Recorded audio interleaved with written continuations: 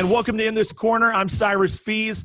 On this episode, this is going to get interesting because before this, it's all been the fighters. It's all been the guys inside the cage, throwing down all the legends. Well, now we're going to switch gears a little bit, and we're going to get two of the most recognizable names in the UFC and in mixed martial arts, and they're not fighters. They're referees. We got Big John McCarthy on the program a little bit later, but we're going to kick it off with a man I know dearly, a great guy, and, of course, one of the most recognizable men in all of the UFC, Herb Dean.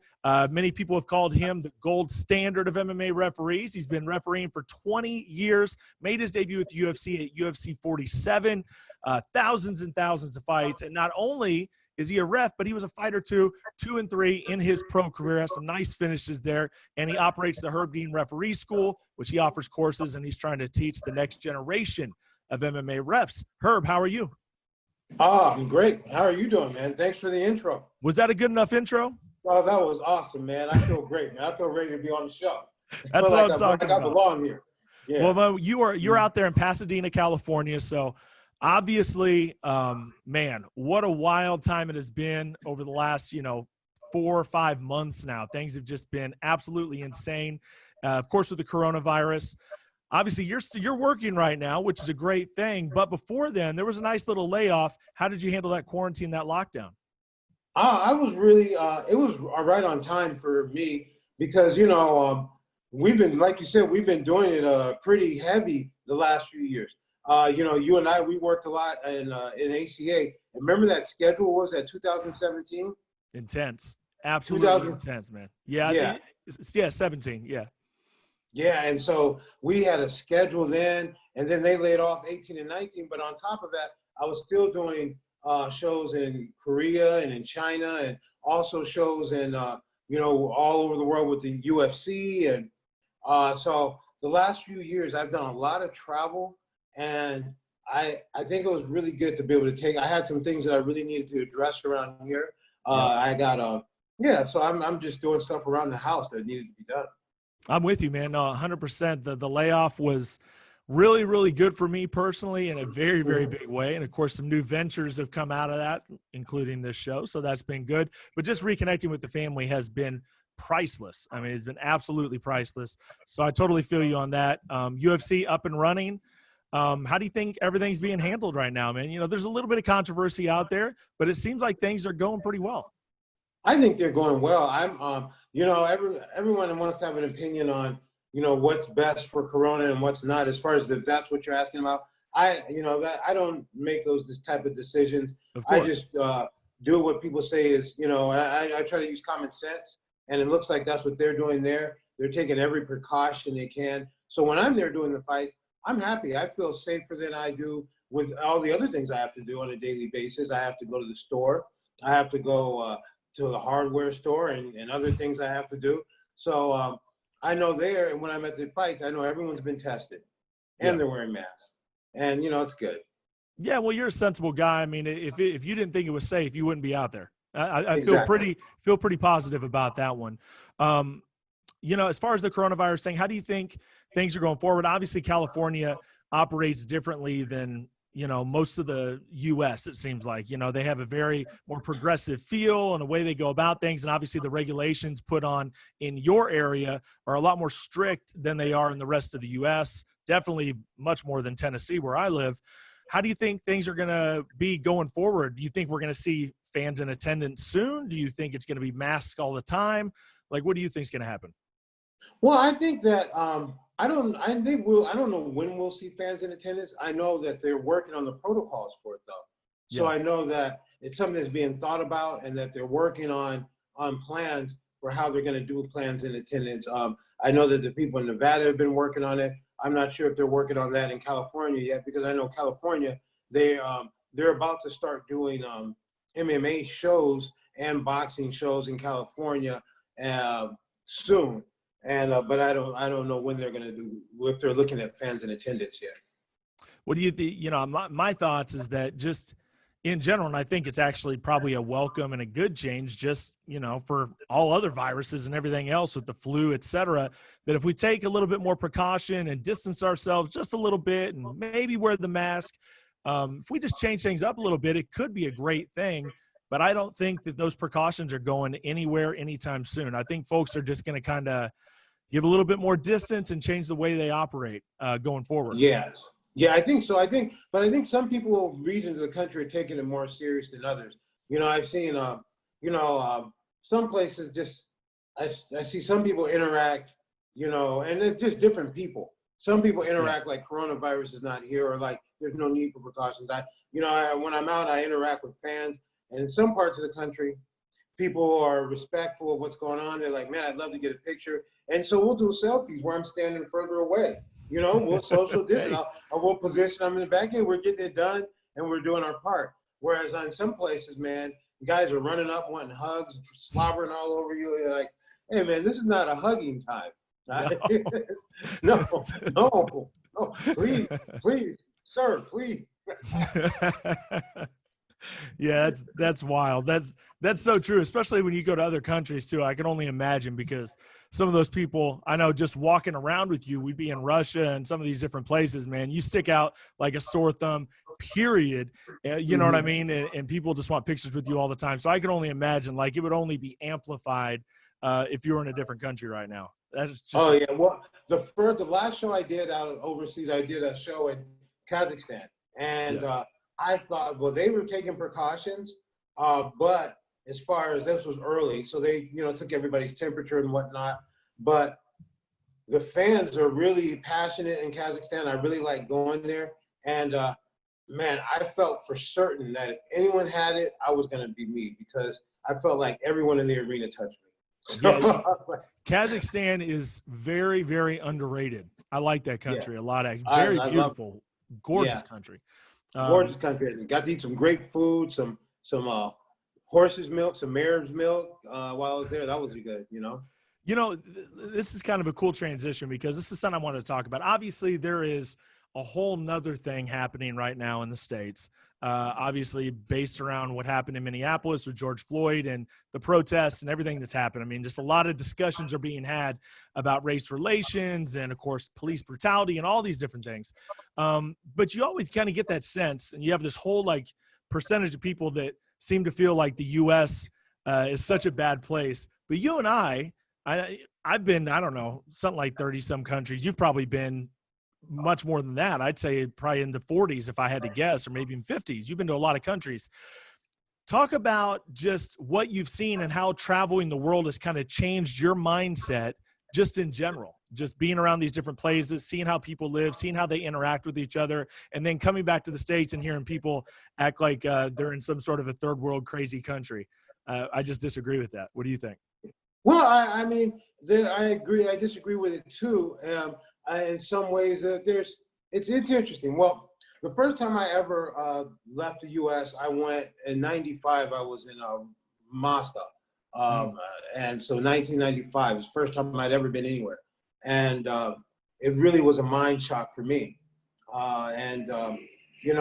Just the different ways people live, and it opened my mind up as far as I mean, I don't know.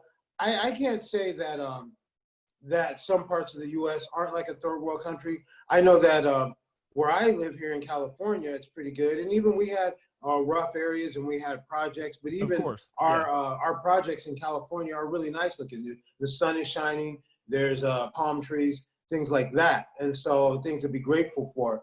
And so, but at the same time, I'm sure there's some people who are living pretty rough. But the bottom line is the U.S., our quality of life is way above a lot of places I've been to. Even when we're in the middle of that really deep recession, when our money didn't have the value that it had, still, I couldn't think of another place I'd rather live just because of the infrastructure we have, the things we've already built, the way of life we already have in play. Even if you went somewhere where the economy was booming, I still don't think that I would, for me, have a quality of life like what I have here.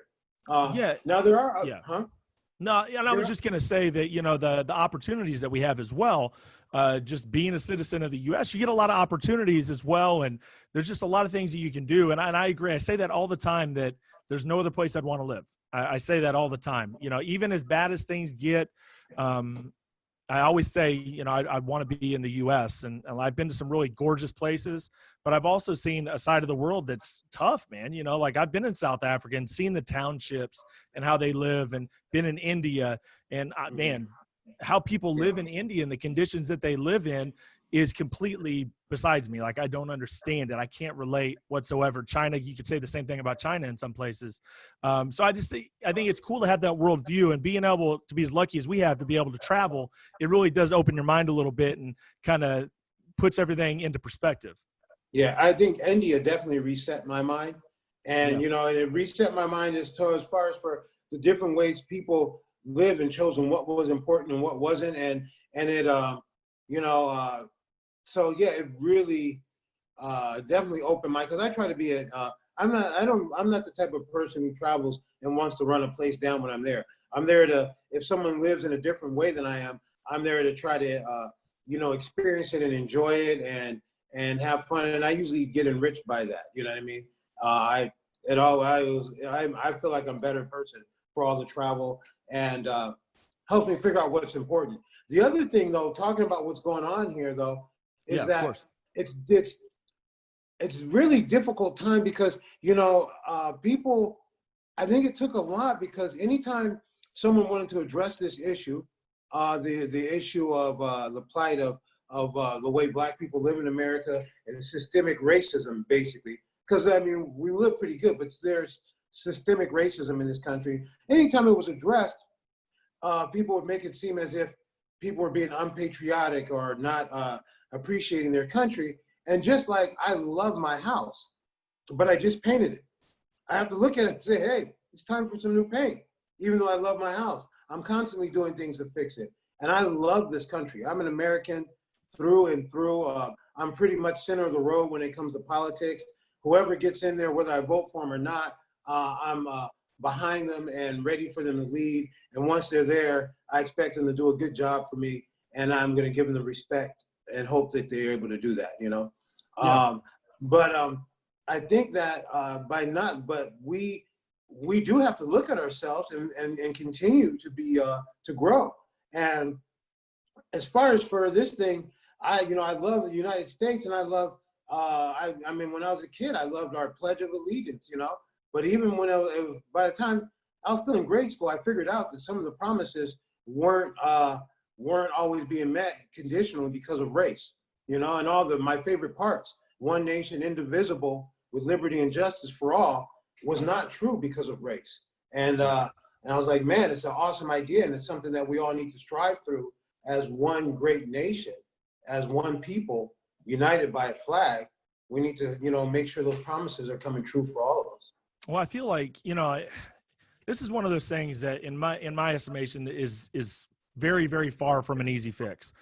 There's not one thing you can do. There's not even 10 things that you can do or 100 things you can do to end what we're dealing with when you talk about racism. You're talking about, this is a generational thing that people have grown up with, that has been ingrained in their mind and their psyche and their behavior, et cetera. They've been taught by their parents, who were taught by their parents, to act a certain way towards a certain race. And I think that's on both sides. And I feel like you hear all this, you know, why don't they fix this? Why don't they fix this? This is something that's going to take a long, long time. And it's going to take another generation to come forward after us, who I feel like our generation's a little bit more open-minded. It's going to take that next generation to come to even go further with it, till we even see some real nominal change when it comes to race relation. What do you think about that? Yeah. Well, I think so too. I think it's going to take, I think right now, you know, possibly we have a great opportunity to move it along. But like you're right when you said it's not just 10 things, it's not even 100 things. And even if you analyze every bit of the system and, you know, the ways where racism is systemic, that's really what we're worried about. You know, you're right. People are raised a certain way, or people have certain views. And so the bottom line, you can put a lot of things into place, but the people in there, no matter what you put into place, there's also people who are going to be making actions. And so, yeah, it's a big thing to change. But I think I'm glad people are embracing it. You know what I mean? And and realize it's an issue. It's you know, I think it's something that you know, no matter what, I think this is the best place on earth, and I love it, and I'm glad we're embracing it.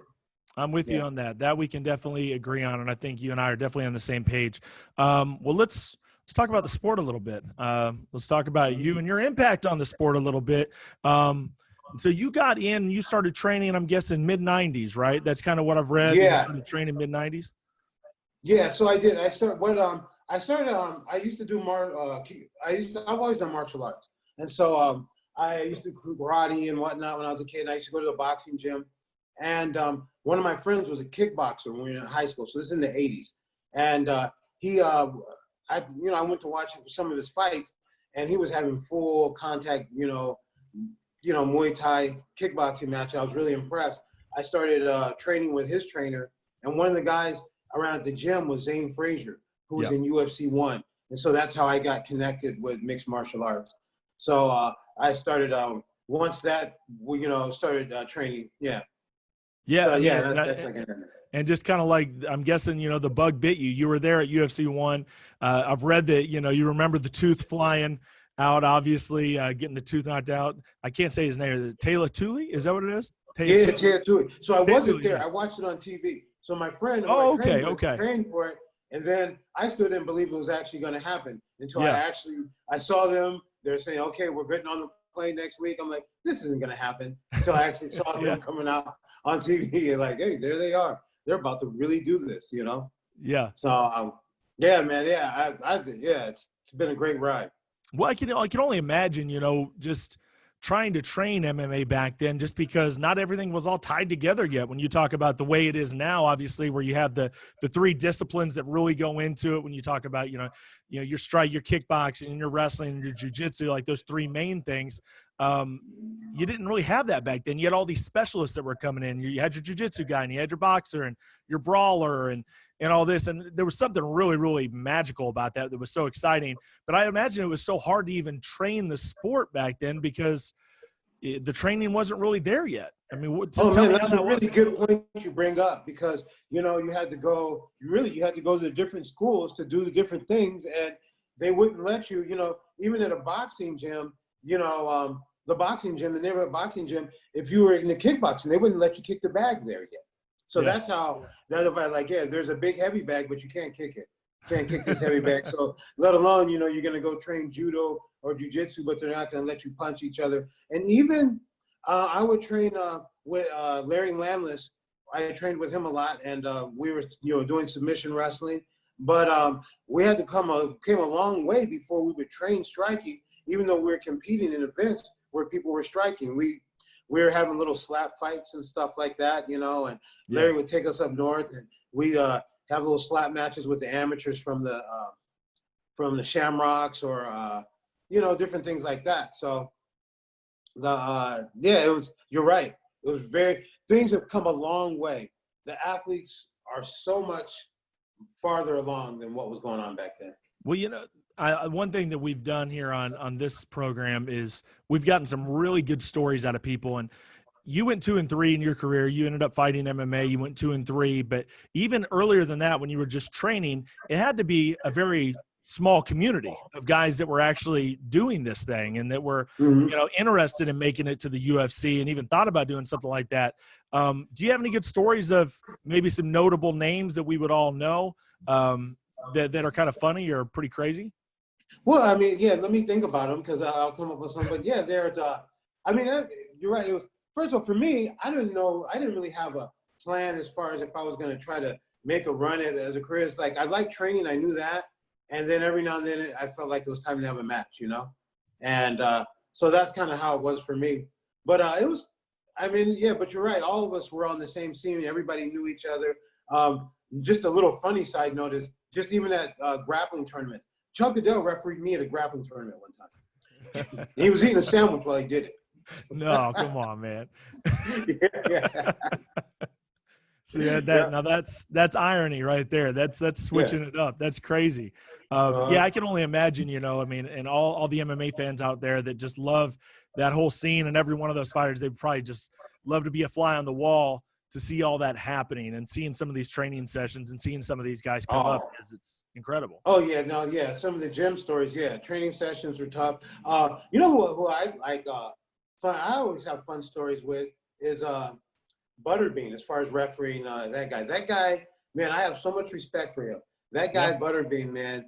I remember refereeing some of, like, in the early days of the sport. You know, I remember I refereed one of Butterbean's fights, and I think he fought some dude who we found out later the dude was a fugitive, and he was like, he's wanted for something really serious, but he stopped and had an MMA match to try to grab a little bit of money while he's on the run. Was that it was televised? Was it Moosin? Was it those Moosin fights? Is that what it was? No, it was another one. I think this one right here might have been at Tachi Palace. Not sure, but this is one of them. And I remember the guy's just cranking on being. He's fearless. You can't hurt him. He doesn't even get out of breath because he's not like the rest of us. You know, he's not even. And I remember he's guarding like this, and he's looking over at me and grinning and smiling while he's guarding. And then he catches the guy, boop, boop, boop. And he's so excited afterwards. He's like, man, Herb, I was just timing him and like watching him grin. Man, and then I've also got to, he would invite me down to referee his matches. And he'd always have something interesting. Like the first time I went down there, some little people were fighting.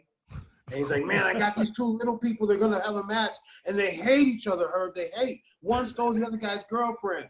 Or I went down. He also have a match that's going to be interesting like that. One was a cross-dresser named Super Oprah. A guy dressed up like Oprah Winfrey. Stop. Come on. He was a heavyweight. And he brought it too, though. You know, it wasn't MMA. Was it MMA? It was MMA. And no, come on, man.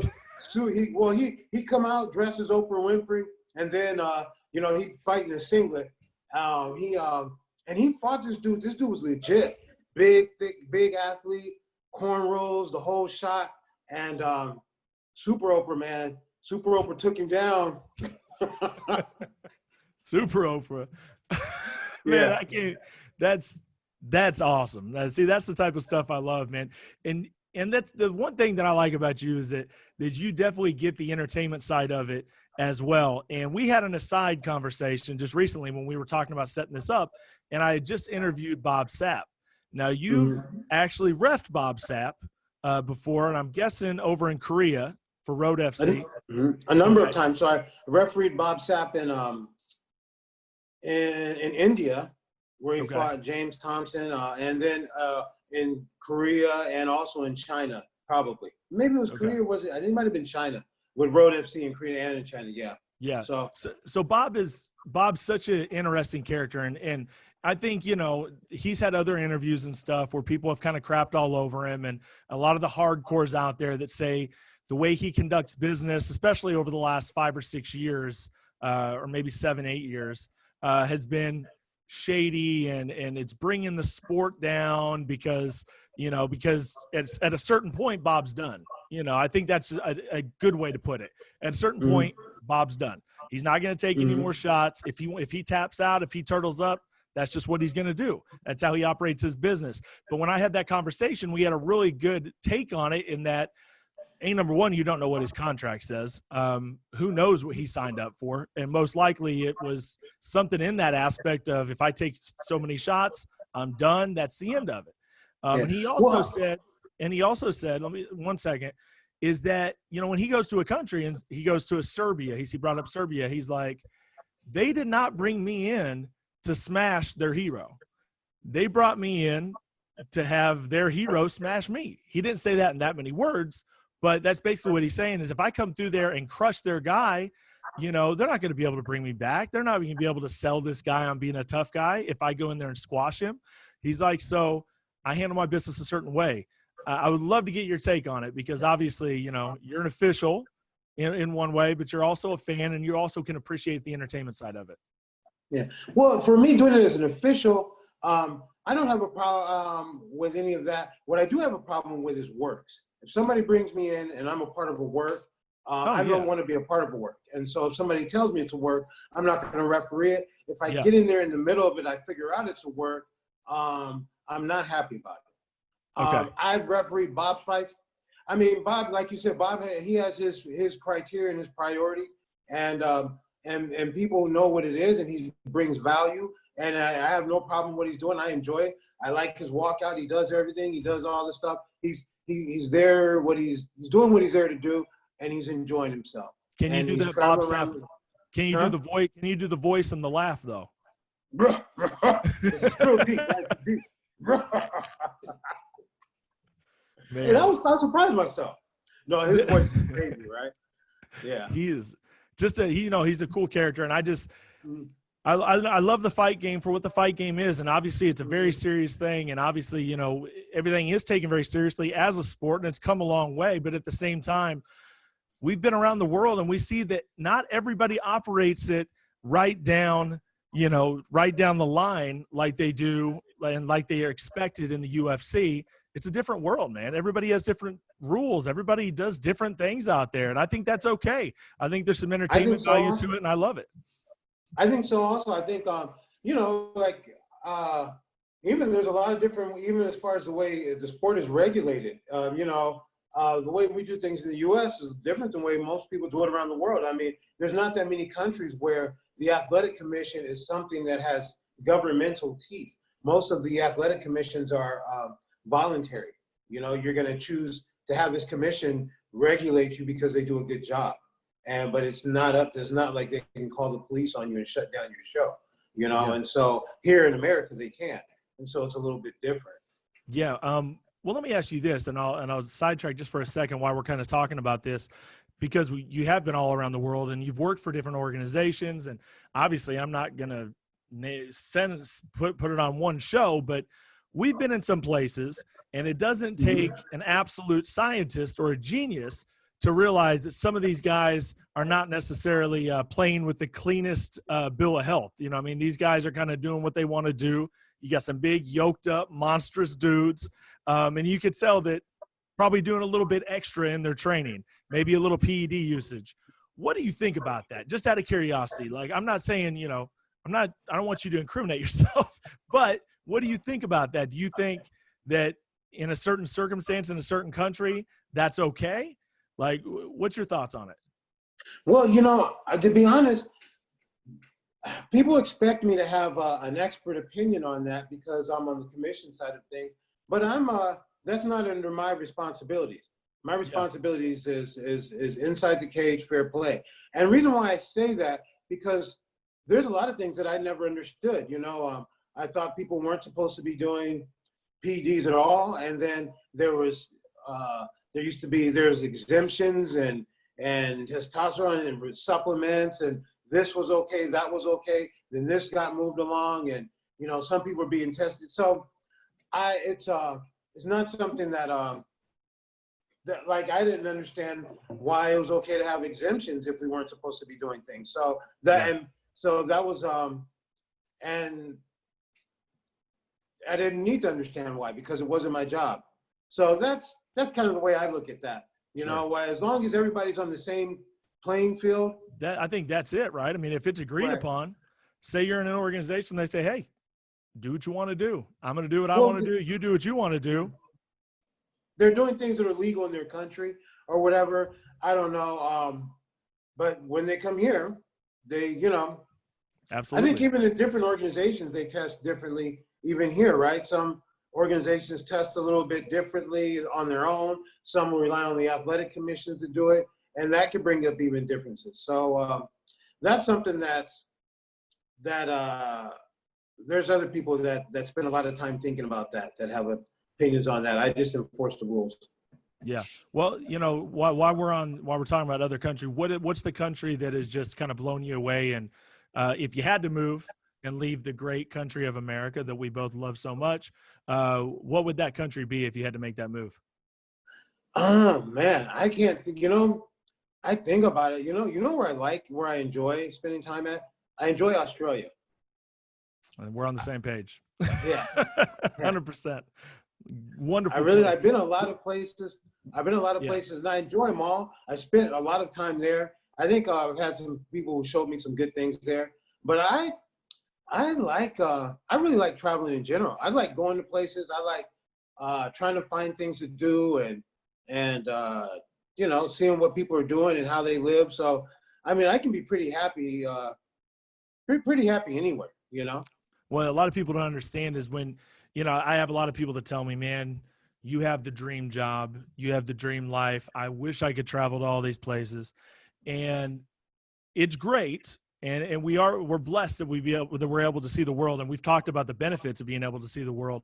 That being said, traveling for a full day in some of these different airports and under these certain circumstances is no joke. It is, I don't feel like it's any healthy way to live by any stretch, but obviously crazy things happen when you work for different promotions and you work in different countries, and the language barrier and everything that happens.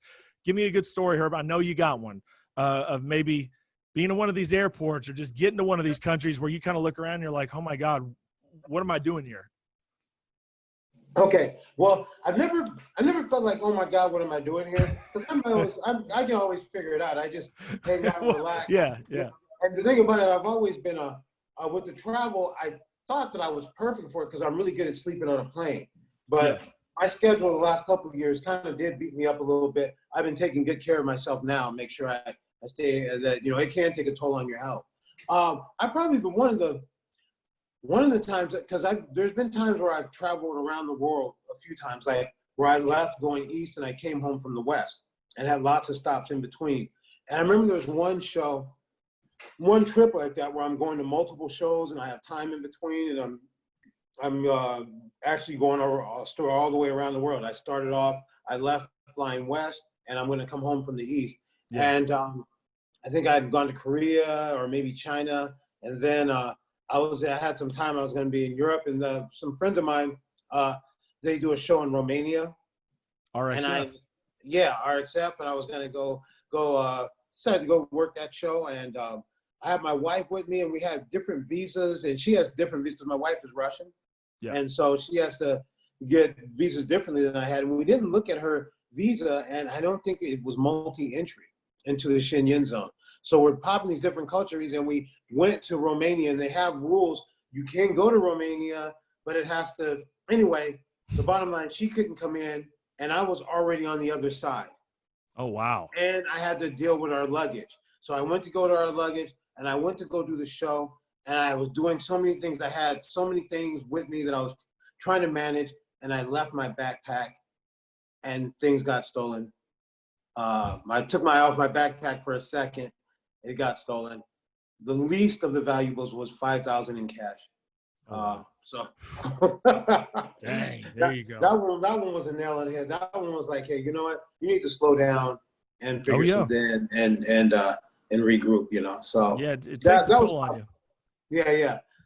I mean, yeah. So I think I was like, hey, it's time to get a little rest and and focus your systems back a little bit. Well, let's get to some of the stuff that I know. I know people watch these videos and they watch these interviews and they're like, when are they going to talk about the UFC?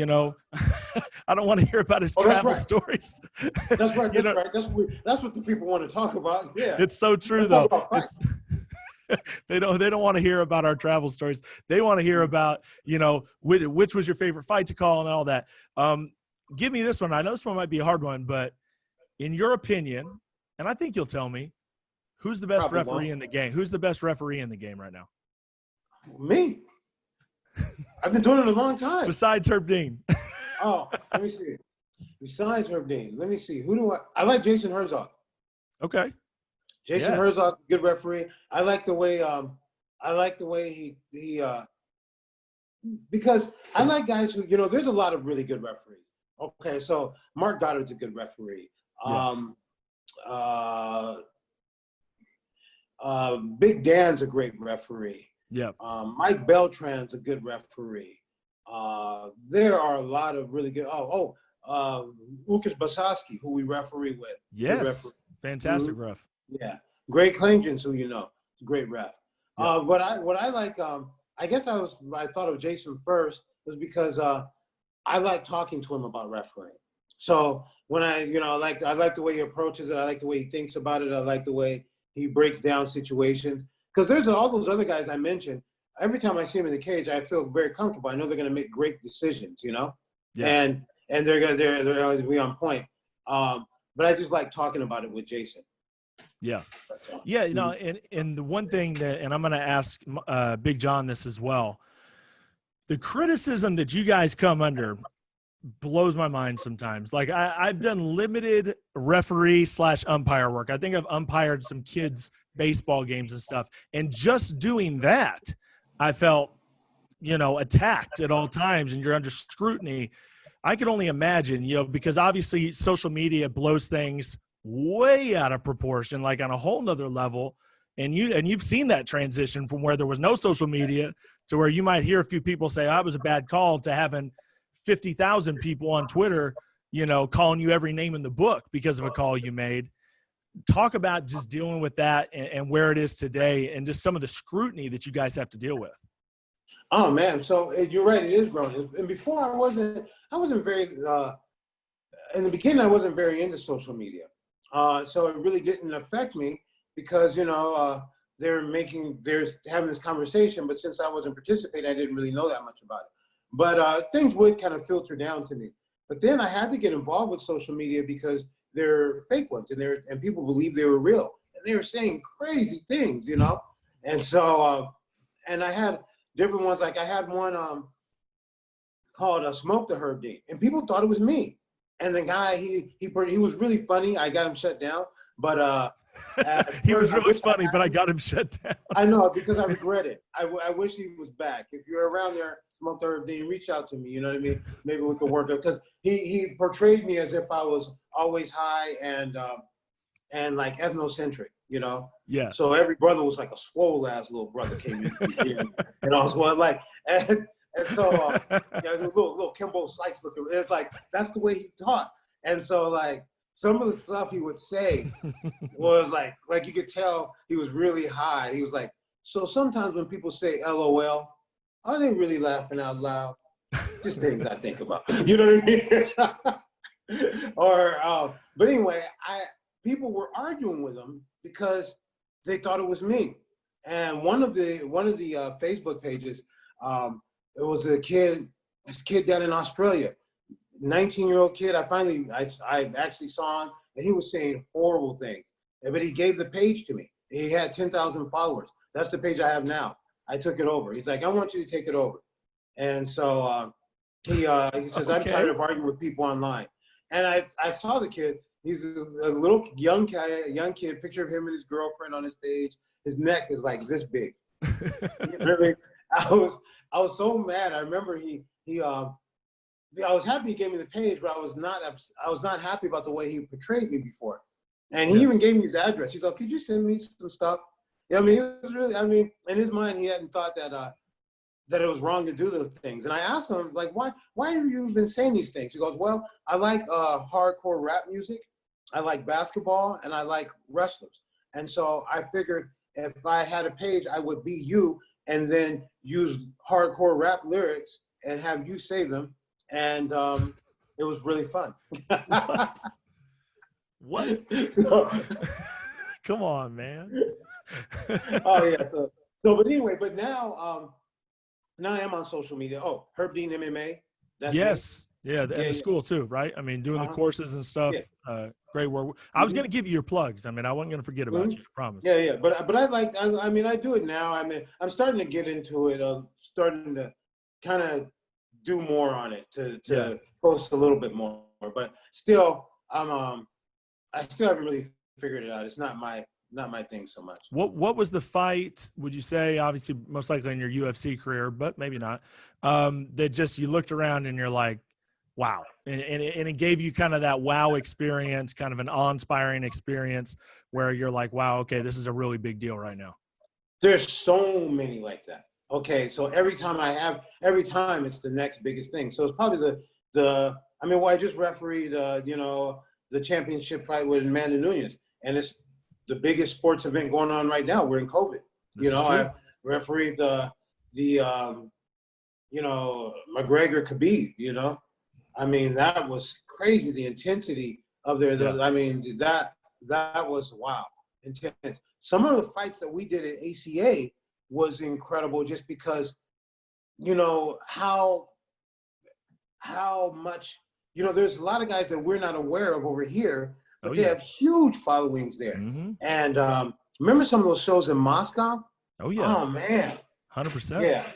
Yeah, intense. Yeah, I mean, it's Yeah, it's amazing. The sport's everywhere. I mean, it really is. It's incredible, the growth of the sport, but you're absolutely right. Some of those shows, I mean, look at your KSWs, and I mean, Oh you're yeah. talking about, they're packing, have you done KSW ones? Yeah, I've done KSW, and yeah, but until you get there, you don't realize what you're going to be seeing there. It's next level. The production's crazy. They do stadium shows. They did a stadium show, right? Oh yeah. Yeah, that one that they did was it Wembley? No, the one they did in Poland. It was in Poland, but I mean, it was like 60,000 people or something like that, or 70,000 or something crazy. I mean, it was insane. Yeah, I didn't get to do one of their stadium shows, but I have done some of their shows, and yeah, they're great. Yeah. Yeah. So real quick, gosh, man, I could, you and I could talk all day, and we'll have to do a part 2 and revisit this, but why didn't you stick with the fighting? Like, what was that transition like? Why did you not? Okay, well, fighting for me was something I enjoyed doing every now and then. I like to train, and I like I said, I like training every now and then. I'd like to have a match. I thought it made me a better person. I enjoyed doing it. Yeah, and I think I could have had some benefit from still doing it. Yeah. I think you become a better person when you're put inside that oven, and it's a really hot oven, And so I liked it. But it was becoming what people were saying was a conflict of interest. And I didn't see it as a conflict of interest. I didn't see anything as a conflict of interest in the beginning until, till I'm further along now, I kind of understand a little bit more about it. And so I was given a choice. I need to pick one or the other. No one's going to miss me as a fighter. And my place in the sport is as a referee. So I obviously chose referee. All right, last question. Last question. How can you make Herb Dean mad? I don't know that I've ever seen you angry. I don't know that I've really even seen you irritated. I take that back. There was kind of like, I remember I want to say it was at ACB, and it would have had to been, I'm sure, but there was like a controversy about whatever the ruling was going to be inside the cage, just some decision, or I forget what it was. And you seemed a little irritated then, but what in general can irritate Herb Dean? Because you just don't seem like a guy that gets I think I know what you're saying. What was irritating me, and I look back on it, and I think I was irritated and more than I had wanted to be. I think I probably was irritated when I'm trying to make a decision, and maybe people are trying to manipulate the rules, and I'm trying to lay some boundaries. So, but let me see what's often irritating is this is a hard question because you don't get very mad. Maybe that's what it is. One is that I realize that not everybody has to act like me or think like me, and that's what makes this world a really great place. Is that not everybody's like me, and I like it like that. So that it makes it easier. But there are my little pet peeves. What's really weird is that something that I'm trying to get better at embracing is that when people are trying to connect with me, and people are trying to connect with me, and because I've met them, I've seen them on TV, and most people's way of connecting and having fun with somebody is to be very familiar. And me, like, I like to do things organic and build something. So I think when somebody with good intentions becomes overly familiar, because I have my way that I like to treat people, and I don't treat people that way. And I'm starting to get better at it and realizing it for what it is, and try to create, because I like to meet everybody, but try to create a connection, and try to create ways to connect. And I was telling this story on Joe Rogan about where I was in Alabama and the cop asked me to tase him. I don't know if you ever heard that story. No, I don't think I have. No. Okay, so I went to a Butterbean show, and some cops asked me to take a picture with them, and I did. And then I started taking pictures with other people, and they were saying, "Sorry, well, no, I'm going to interact with you. I'm here to have fun." They were impressed by that at the end of the show, and he's like, "Man, Herb, it's great meeting you. I want you to come out and pull people over with us." And I was kind of uncomfortable with that. I was like, "No, I don't want to do that." What a request! Well, he's like, "Herb, tase me or something." And so, and I don't know what to do. He grabs my hand and sticks the taser gun in my hand, and so I start tasing him, and his buddy's holding him, and then anyway. But one of the things about it is, like, I was like, why is he doing this? But here I am talking about it today. And I learned from that how to fast track and make friends with somebody. You got, because other, you know what I mean? Like, oh, that guy's my friend. You know, we made some experience. He's making, because most of the time I'm like, well, we're not familiar. We don't have any memories together. We weren't in second grade. We didn't run from anybody, you know? Yeah. But this guy, you know, so I learned a lot about that, about how to connect with people, how to create experiences right away. And so that was kind of fun. Well, it's a good way to live. HerbDean.com. It's not Smoke the Herb Dean on Twitter, right? So what's the official Twitter then? Herb Dean MMA. It's all Herb Dean MMA. Not Smoke the Herb Dean, but not Smoke the Herb Dean. The invitation's out there. Smoke the Herb Dean. You get a hold of Herb, and y'all can figure something out. There was another guy. He used to say things like now these fights are done, I'm about to go ride my jet ski in the public pool or something like that. I mean, he had me doing wild things, man. You need to watch Tommy Toehold. I'm sure he has some good impressions of you too. Have you ever seen that dude? Oh yeah, I love Tommy. Little cartoon dude. Oh man, the best. Yeah. Well, good, Herb. It's been a pleasure. Thank you so much, man. Thank you for giving me a few minutes out of your day, and let's get together soon. Let's go to Russia or something. Yeah, and anytime you want me to come back, man, I'm sure we just scratched the surface. There's a bunch of stuff to talk about. We make it so easy, man. You're good at this. See you around, brother. All right, bro. We'll see you soon. And there it is, folks. We have Big John McCarthy coming up after the break. Don't go anywhere. This is In This Corner.